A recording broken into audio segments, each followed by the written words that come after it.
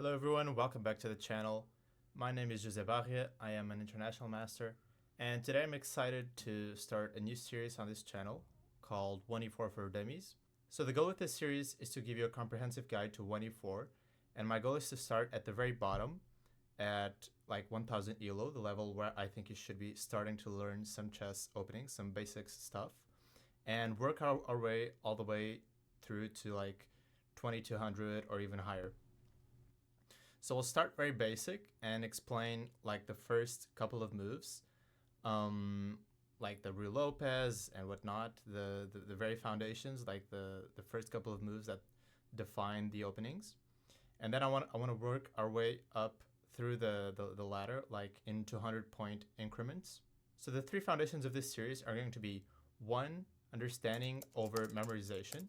So with every line, with every move that I'll be presenting, I will always do my best to explain why we're playing this move as opposed to just memorizing lines and opening moves. Memorizing chess opening moves is, in my opinion, the worst thing a beginner could do, especially beginners, but also at intermediate, advanced, master level, whatever. It is very rare that in my own play, I will try to just gobble up lines of theory and try to memorize them.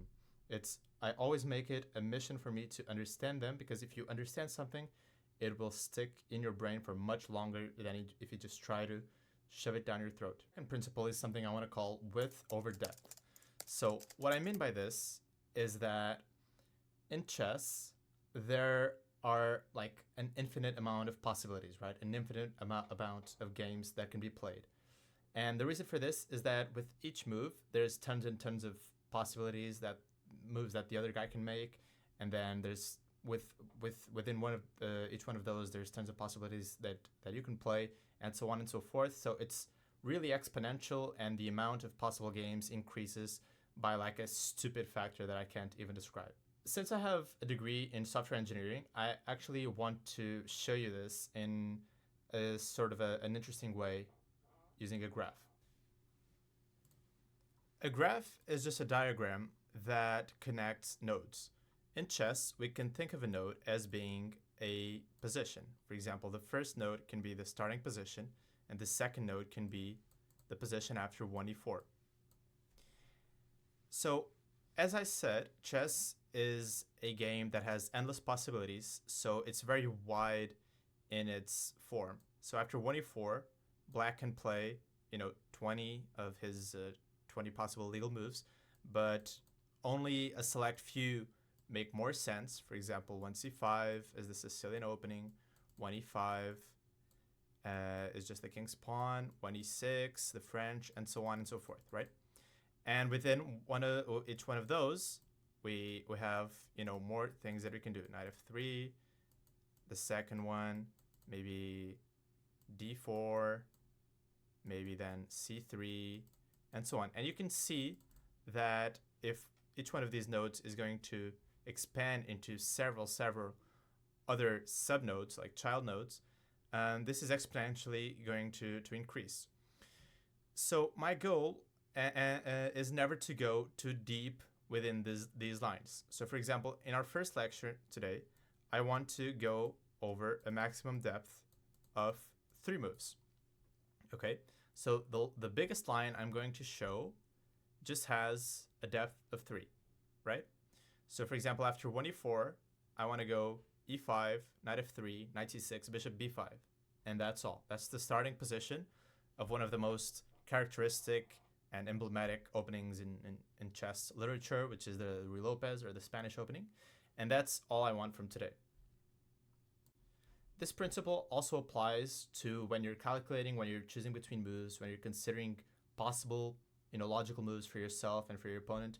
You should always aim to go wide rather than deep, because there's so many possibilities for your opponent and for yourself that most probably you're going to miss things along the way when you're calculating too deeply. This happens to me all the time in tournament practice, and it is one of the most common mistakes at a higher chess level, let's say, that people go too deep rather than considering lots of possibilities.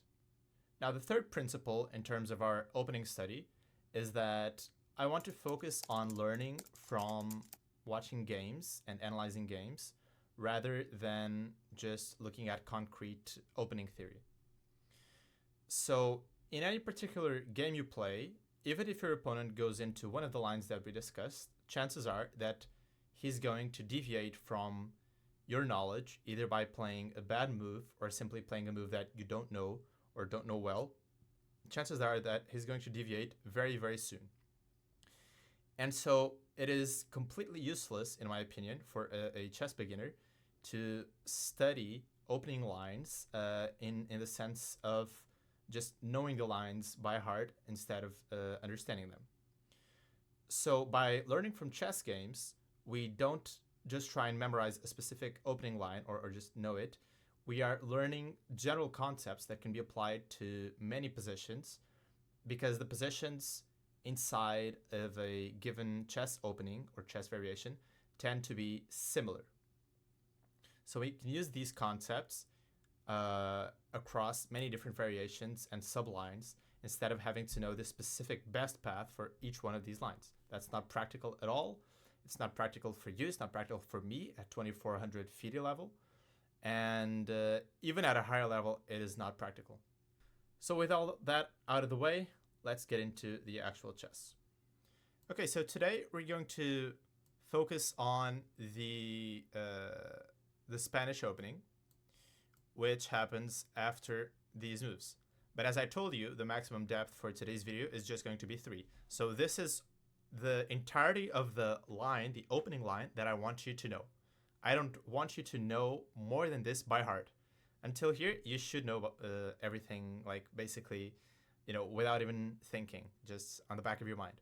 But I will show you towards the end of the video a game or two played in this opening, so starting from this position, and we'll investigate how the white player played and try to learn from him. And again, these concepts are concepts that you can apply to your own games and to various variations, different variations inside this universe of the Spanish opening.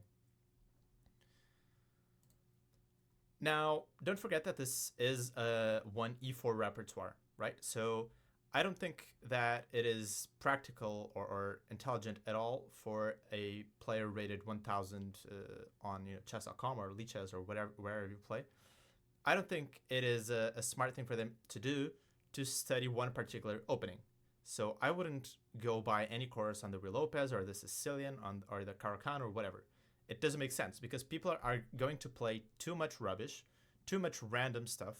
The openings at that level are very much random, like after, say, 3 or 4 moves at maximum. And so, again, we should aim to go wide rather than deep. So let's start by considering some possibilities that Black has on the first move that makes sense. So he should try in some way to fight for the center. So the second best move after 1e5, which in my opinion is like the move that every beginner should play, and it is the most sensible by far. The second best move is 1c5. Again, second best in terms of practicality for a beginner player, not in terms of the objective strength of the move. So this is called the Sicilian defense. And you can see that it already creates some sort of imbalance in the game, in the pawn structure. And as it tends to happen in chess, when there are imbalances, the position becomes more sharp and more dynamic. And that is exactly what is going to happen. We go knight f3. I also tried to make it like our development scheme similar between variations and openings. It is easier to do.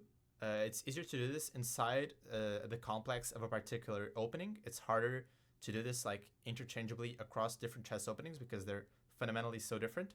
But still, you'll see that, well, it's no surprise that we usually develop our king's knight, right? Because we want to get the bishop out and just try to castle.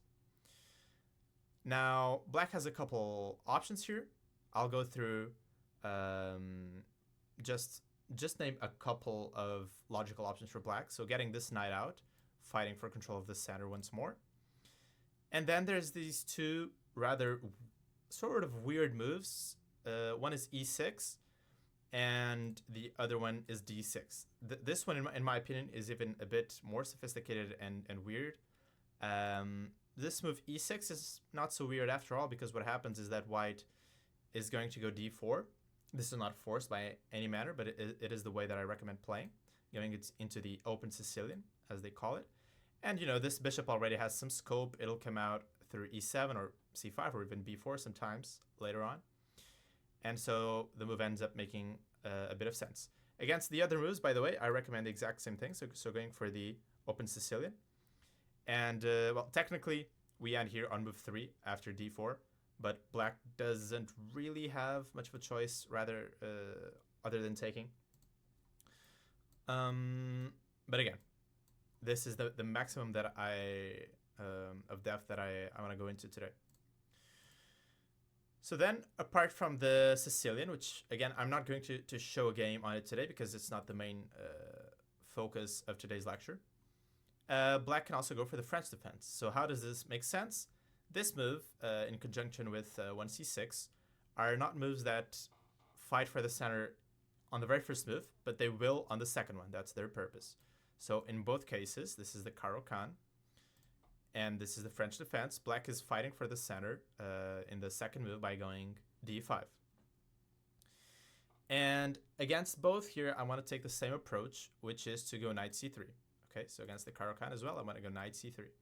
And you'll see that I will do this a lot, where I'll hop between variations and openings. And again, this goes back to my principle, like, at a higher level, I think you should go and study like a particular chess opening more deeply, and try to understand its intricacies more in depth. But when you're starting out, when you're beginning, like say 1,000 yellow, 1,200, 1,400, and sort of around that, you should aim to go much wider. So I think that it makes sense to hop on and off between these different openings. So I want to take the same approach. Now, you might be wondering why I'm not choosing to go for the advanced variation in these lines. And the reason is that I find the positions after knight c3 to be easier to play. First of all, a lot of beginners, probably most, just take on e4, which is not the best way to play the position, let's say. It's also just a game, you know, it's not like you're going to win out of the opening or anything. But it is rather tricky for inexperienced players, or for players of all levels, I want to say, to play with overextended pawns. Okay, so black is going to start chipping away at the center. This is the whole idea of the French, for example. And unless you're sort of well prepared, which you're not at 1,000 yellow in any chess opening at all, it doesn't. I don't find it best to learn these lines and try to figure out the best way to keep the center intact and sort of not blunder anything, right? So I prefer to just go knight c3, let them take, and we'll take with the knight. And the same thing here in the Caro-Kann. And again, this is move 3. So that's, again, all I want from you today. Like, if you didn't know anything about chess openings at all, you'll know the very first moves within every major opening complex by the end of today's lecture. So then we have some more moves, which I want to get into. Again, going wide rather than deep.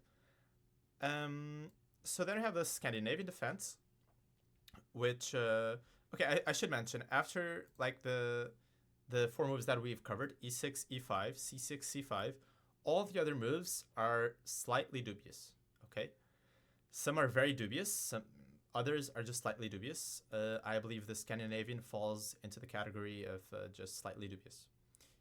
But it is that does not mean that it isn't illogical. It's a bit illogical because black is bringing the queen out too early, and we'll simply hit it with a tempo. Okay, and this is the end. This is all I want from today. Again, we're not going any deeper into that in today's lecture. Then we have the Pirt's defense, or Perk, or whatever its pronunciation is. And against these openings that don't fight for the center at all, we just take it. Okay, so the center is really important in chess. I'll make separate videos about that, but and actually I should reinforce that in these videos at all. But the center is really important. So if we can, we just take the, if black lets us, we just take the center.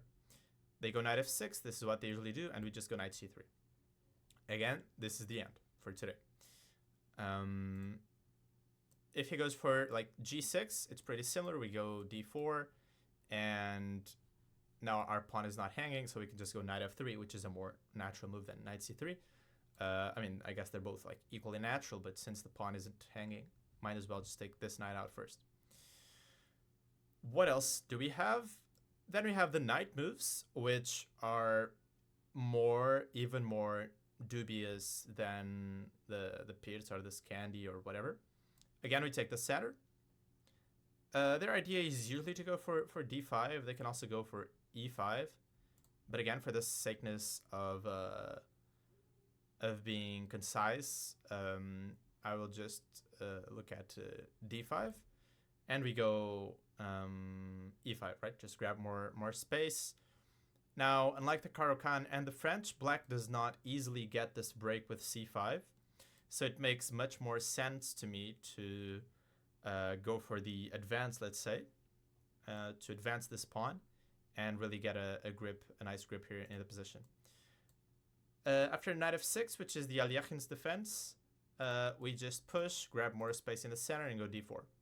So again, we're keeping it very simple, very neat, very tidy, and we always go for the same, either the exact same move or the same principles, right? Grab space in the center, get the pieces out, and castle. Of course, in 3 moves, it's not legal to even castle in 3 moves, so I don't think I'll be showing you how we can castle today. We'll just have to save that for another day. He can also go b6, and again, surprise, surprise, we go d4. He goes bishop b7, hitting our pawn, and we go knight c3. Okay, so now let's go back to the Spanish opening, which occurs after 1e4, e5, knight f3, knight c6, and bishop b5. Again, this is the end of today's line that you should know by heart, so I don't want you trying to force any more moves. I don't want you to force any moves in your brain at all. By the way, I still haven't mentioned why we go bishop b5. So I should just give a shout out to a couple other possible moves. We can go d4, which is the Scotch game, and this makes sense in the sense that we're gaining space in the center. Of course, black is also challenging the center in his own way, so it's just a playable move. And there's the Italian game, which goes bishop c4, so hitting immediately at black's weakest point, which is the f7 square. So I should just make a case for bishop b5 before we move on any further, because it's a move that sort of like everyone knows. I think the Spanish or through Lopez is one of the most widely known chess openings out there, but again, I want to take it very slowly and understand every single move that we play. So why do we go bishop b5 instead of bishop c4? Is it because we want to take on c6 on the next move? Let's say black goes for some move like a6. Do we want to take on c6? Probably not. Okay. So why did we put the bishop on b5? First of all, why don't we want to take? Well, can't we take and just take here, like a free pawn? No, because there's this move queen d4. Okay. And so black just hits the knight, hits the pawn, and he's going to grab the pawn back on the next move, and he has the bishop pair in a somewhat open position, so black really doesn't have any issues here. Okay, so we go bishop a4. Now this is a bit weird, right? Again, why are we doing this with the bishop if we don't want to take the knight? Well, here's the deal, okay? And this was quite instructive in this game as well. Black went knight f6, and white went d3 because he was hitting our pawn on e4. Okay, so d3, and black went bishop c5, which is one of the many lines black can opt for. And again, like as you can imagine, we're so early in the game that both sides have a ton of options. Like white can castle, white can go knight c3, he can do whatever he wants. And the same goes for black. He can go b5, he can go bishop e7, he can go d6. There's, chess is beautiful because of that. There's so much variety and an endless amount of possibilities. So black ends up going for bishop c5. And again, the move by move orders don't really matter. What I'm trying to explain you is like the big picture and the concepts that white will use to win this game. So he castled, black castled. So up until now, white has played like, completely following the standard procedures, the normal moves, and completely based on foundation and no weird moves. And he'll keep on doing it, which is why I picked this game and why I think this game is so instructive. So this last move by black, albeit natural, is a mistake because it shows white's idea, honestly, behind the real Lopez in general, which is that we take on c6 and now take on e5.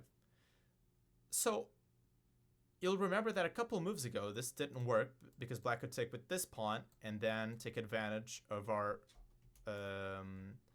previously weak pawn on e4 with queen d4, right? Now this move doesn't do anything because we can just retreat with the knight and the pawn is defended. So black chose to take with this pawn and just go down a pawn anyways. Bishop d4, and the knight went back to f3. So this is the first point behind playing the bishop to b5. Now, let me just back up a couple more moves. By the way, let me first show you why white couldn't have done this earlier. For example, here, the pawn on e4 is defended, but there's a new problem, given that the bishop is on c5, which is that there's a double attack on the knight and the pawn on f2. And I can tell you that the pawn on f2 is a bit more important than the knight being hanging at this very moment in time. We can save both, you might be thinking, with f4, the pawn and the knight, but we cannot save the king, unfortunately. So this is a harsh way to lose the game immediately, which has probably happened to all of us. But what I wanted to get across is this point of why we are willing to go into this position. So you'll notice that here we've gotten the bishop to the same diagonal as we did in the Italian game. And it's a very similar position, of course, and we've given black these extra tempi with a6 and b5. So why did we do this? Didn't this just help black gain space? No. And this is a more advanced concept, but this pawn on b5 will serve as what we call a hook. So a hook is something, let me quickly show you. A hook is when we get a situation like this. It is a weakness, usually a pawn, that allows us to attack it and create further weaknesses or a beneficial breakthrough for us. So, for example, if I were to go d4 in this position, let's imagine that this pawn isn't even hanging, but this pawn on e5 is not exactly a hook, because this trade is not beneficial for us in any way. But after a4, this trade would be quite good for us in just purely positional grounds, because now you'll notice that this pawn on a6 is isolated. We don't want isolated pawns, and we generally don't want doubled pawns, but we especially don't want isolated doubled pawns. But isolated pawns in general are also to be avoided, and this pawn on a6 is rather weak, and white's game plan now could revolve on just trying to later on castle and get all these pieces out of the way and then double the rooks on the a file. And of course it's a very long plan, and the game will develop, and black will also try to do his stuff. But no matter what, this is a weakness on a6, and it's something that black aims to avoid. So we've ruled out basically on positional grounds taking on a4. And so black might go b4, which gives us this route for the knight, knight d2, and later on to c4, which we didn't previously have. Okay, so this is all to explain why bishop b5 makes sense. And you might be thinking, well, I've seen this move like 1,000 times. I know what the Ruy Lopez looks like. Like, I don't need you telling me like all these fancy explanations. But I do think that it's important, okay? And the series is going to be like this, where I try my best to explain every single move that we make and that, that black makes as well. And I don't want you to even have to memorize one move, okay? Out of everything that we play. Okay, but let's keep going with this. So black made this mistake of castling here and had to give away a pawn on c6. By the way, what he should have done here is probably played d6 or b5. It's not bad for black to play b5, but it is sort of the point of the real Lopez. It's what we're trying to fish for, okay? To make black commit to these weaknesses, especially the pawn on b5. But with that being said, it is often the best way to go for black. So he castled, okay, white got the pawn, but now let's see the conversion, because I think it was quite instructive. So white carried on developing the remainder of his pieces, so bishop g5, d6, knight bd2, bishop g4, h3, bishop h5. You can see white is playing in a completely standard way that, honestly, I could expect a 1,000-year-old player playing. So the way we're going to play is we're going to keep, how do we, people often ask me, how are you going to win a game when we're up a pawn or a piece or whatever? In the lower levels, or cohorts, as Jesse Cry likes to call them, we basically have two ways of dealing with a material advantage. One, if we're up like a piece or more, like if it is a really, really massive material advantage, we can often just try to mate the guy, okay? Depending on the particularities of the position, of course, but we can just try to mate the guy because we're up so much material that we'll have an overwhelming, an overpowerment of pieces coming at our opponent.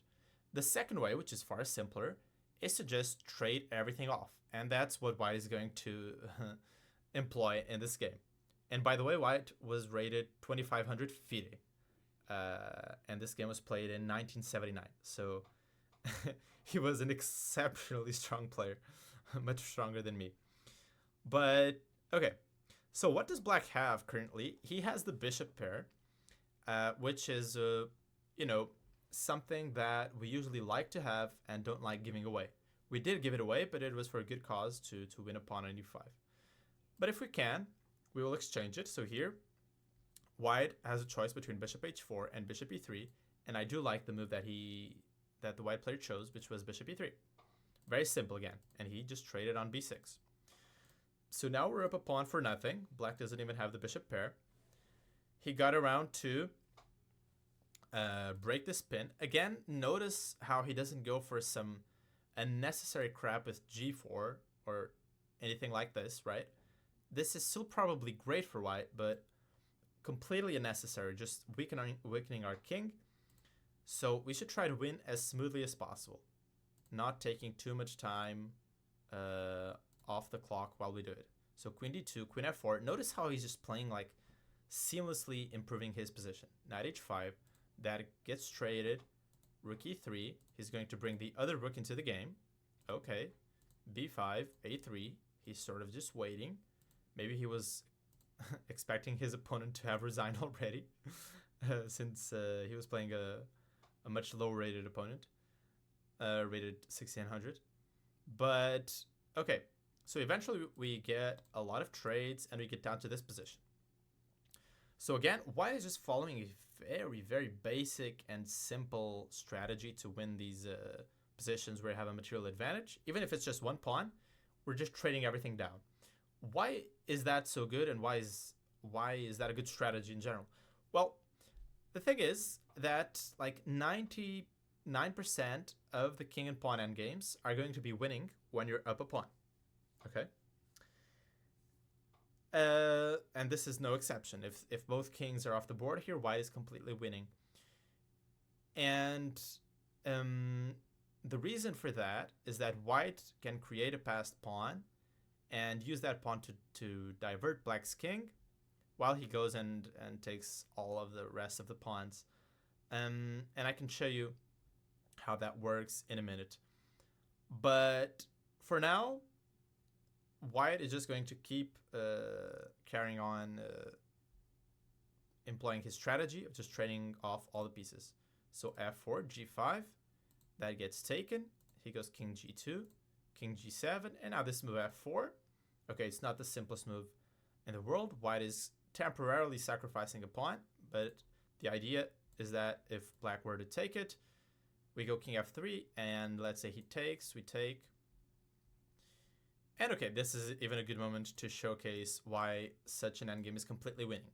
Okay, this is why like trading all the pieces is like the go-to strategy at low levels to just win chess games once you're up material.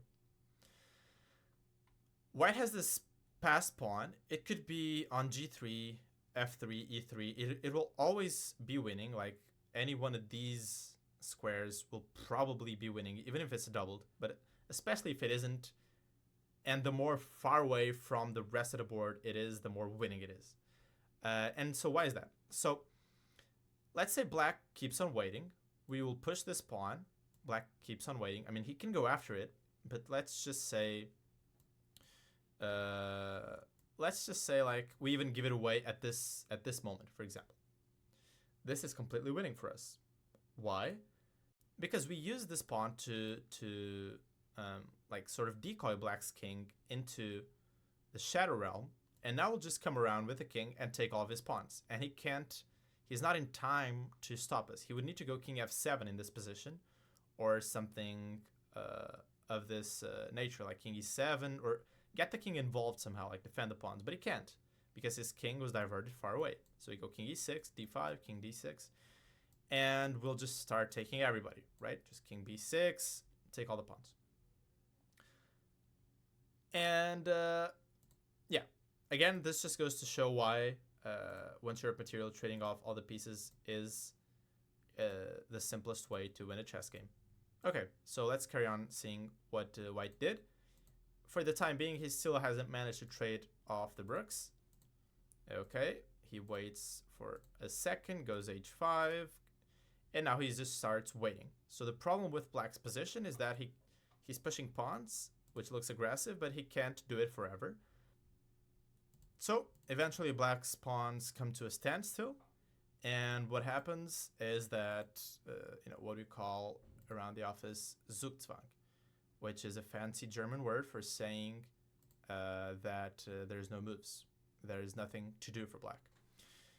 Or at least I think that's what it means. I don't know German. But the point is that, again, once this rook moves, you'll notice that black has been keeping it nice and steady there on h6. Because once it moves, yeah, he chose to move the king away. And eventually he moved the rook. And what happens when he moves the rook is that we go h6. King g6 and just h7. And again, we're just sacrificing the pawn as in the variation that I showed you. Because if black trades, we're going king e5, taking all of his pawns, and the king is too far away to create any sort of chances or defend the pawns, right? And if he doesn't take it, okay, we'll just take the pawns with the king anyways. So this is a very simple game, but in my opinion, very instructive. And again, today's maximum depth was of 3.